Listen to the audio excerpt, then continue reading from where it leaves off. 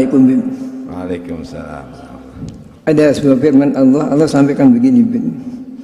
Masalul ladzina yunfiquna amwalahum fi sabilillahi kamathali habbatin ambatat sab'a sanabila fi kulli sunbulatin mi'atu habbah.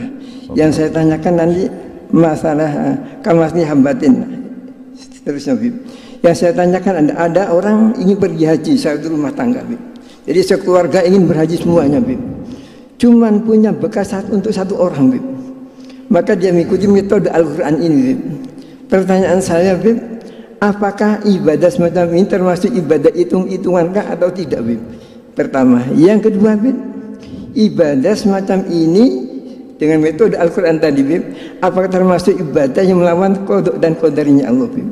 Mohon penjelasannya Bib. Assalamualaikum warahmatullahi wabarakatuh. Allah itu maha adil. Karena itu Allah itu menilai itu adalah hati, bukan jasad. Banyak orang jasadnya di Mekah tapi hatinya di London. Banyak orang sholat menghadap kepada Ka'bah tapi hatinya ada di pasar, maka itu akan sia-sia. Banyak orang di pasar tapi hati Ka'bah, saudara. Dia selalu berzikir kepada Allah. Innallaha la yanduru ila suwarikum wa ajsamikum walakin yanduru ila qulubikum wa niyatikum. Allah itu tidak menilai, menyaksikan jasad kamu, tapi menilai hati kamu. Ini orang nggak mampu, dia pengen haji. Ya Allah, kalau aku punya rezeki, anak akan berangkat haji. Dia nggak melakukan tapi tetap dapat pahala haji. Kadang-kadang nanti ada buku laporan amal itu, setiap tahun haji. Ya Allah, ini buku laporan amalku. Ya itu niat kamu, setiap tahun kamu niat untuk mau haji. Hah? Nggak pernah bangun masjid, tapi dia kepingin bangun masjid. Ya Allah, kalau akan rezeki anak kepingin bangun masjid, ini dia akan mendapatkan pahala bangun masjid. Tapi kepingin yang beneran.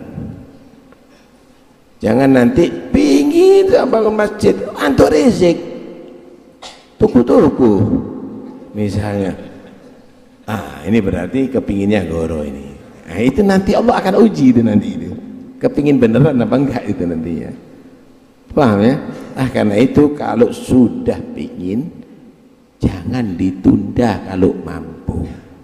Saya nggak bisa semuanya, saya bisa seperempat, nggak apa-apa. Saya bisa sekian persen, nggak ada masalah. Tapi jangan kamu tunda ketika mampu. Kenapa? Karena Allah bisa menjadikan kamu tidak mampu lagi. Karena Allah bisa menjadikan kamu tidak mampu lagi. Pumpung mampu cepetan, bener? Pumpung mampu cepetan. Nah, itu namanya taswif, takhir, nggak boleh nih. Ya, karena taswif itu cara setan untuk supaya manusia tadi itu tidak berbuat. Wala turajji fi'la salihati ila ghadi la'alla ghadan ya'ti wa anta fil lahdi. Jangan kau tunda, esok hari aku akan melakukan, mungkin esok hari datang kamu sudah menjadi ahli kubur. Mudah-mudahan selamat semuanya. Ya, coba jangan rame ya, tidak boleh rame, yang kecil. Ayo, silahkan.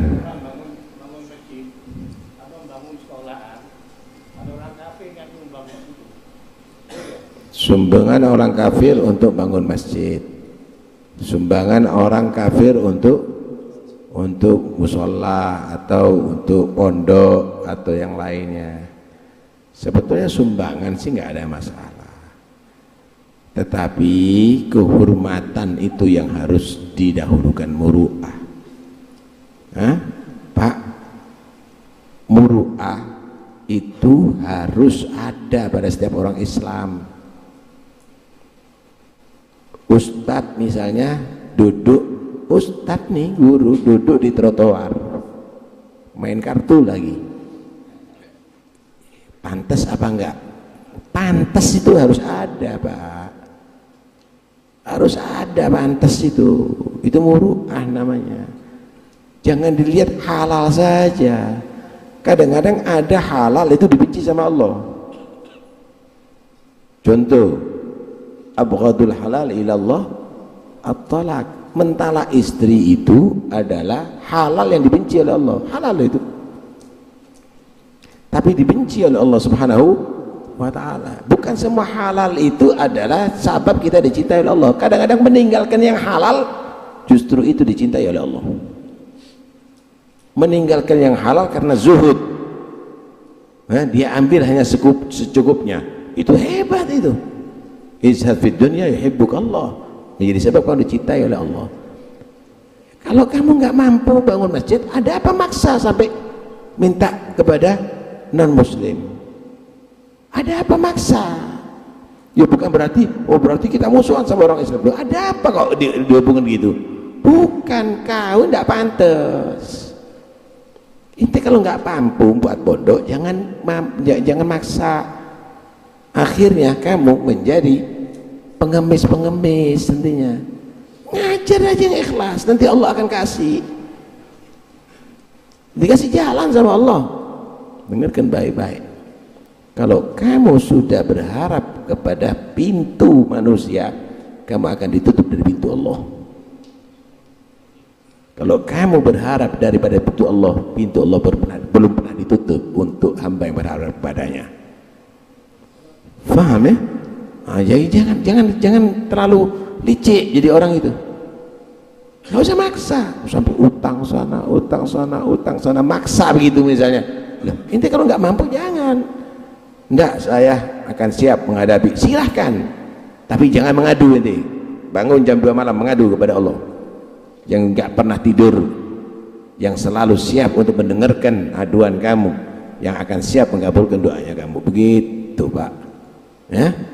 Nah ini kadang-kadang nggak begitu. Segala cara pondok harus jadi dengan segala cara ya.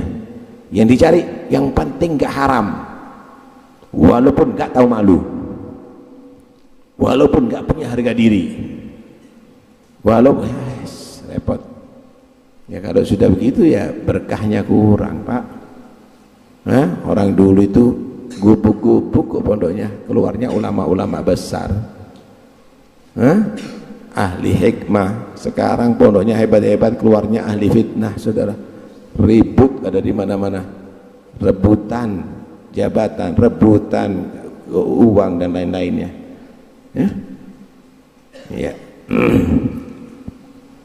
Sudah apa lagi itu bersedekah itu dilipat gandakan pahalanya oleh Allah Subhanahu wa ta'ala. Apakah kalau berharap itu melawan takdir? Loh, ada apa berharap dari siapa itu? Berharap dari Allah kok melawan takdir?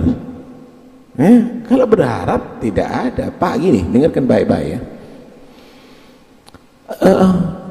Kalau kamu tadi itu menghindar dari hal yang diperintahkan oleh Allah untuk menghindar, yang patut untuk dihindari, itu bukan berarti melawan takdir. Atau kamu mencari sesuatu yang memang patut untuk dicari, itu bukan melawan takdir, itu satu keharusan. Contoh, ada kebakaran, kamu tinggal di satu rumah kebakaran. Saya nggak mau melawan takdir. Kalau Allah menyelamatkan aku akan selamat dari sini. Kosongan. Tugasnya kamu menghindar sesuatu yang harus patut untuk dihindari. Racun. Kalau Allah mentakdirkan aku nggak mati nggak apa-apa. Tidur di tengah jalan raya. Kalau Allah nggak mentakdirkan aku nggak ketabrak nggak apa-apa. Kamu menghindari sesuatu yang patut kamu hindari, memang harus kamu hindari, itu bukan melawan takdir. Begitu juga kamu mencari sesuatu yang memang patut untuk kamu cari selamat, cari ilmu, cari nasihat, cari. Anda datang ke sini untuk apa? Mencari anak di rumah, walaupun bisa Allah jadikan aku alim, gitu. Itu kebodohan. Yang mentakdir itu Allah, kamu tugasnya adalah mencari yang patut kamu cari, menghindari yang patut kamu hindari.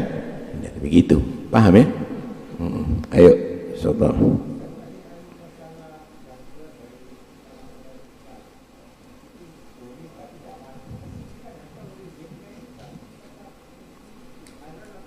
Ya, terlepas daripada itu, nggak pantas kalau antum buat. Kalau antum misalnya untuk, ayo kita bersihkan jalan-jalan ini, semuanya bantu, nggak ada masalah. Gorong-gorong ini harus nggak ada masalah, semuanya itu masjid. Ya sama, nanti kamu bersedekah untuk gereja, nanti bersama, ya jangan dong.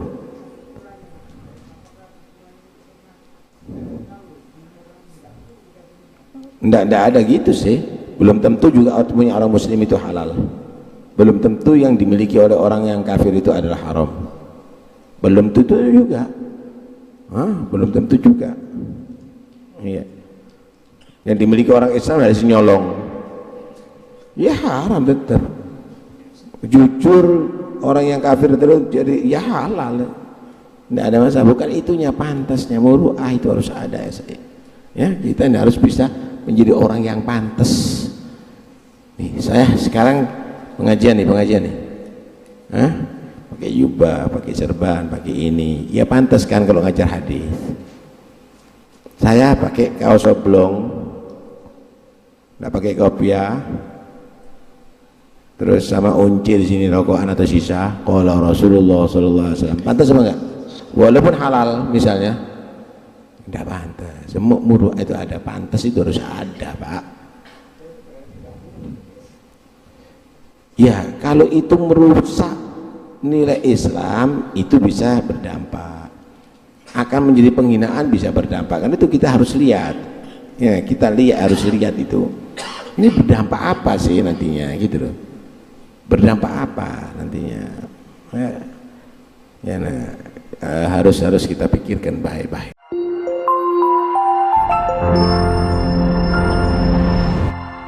Damaikan hati, sejukkan jiwa. 107,7 FM Radio Suara Nabawi Pasuruan.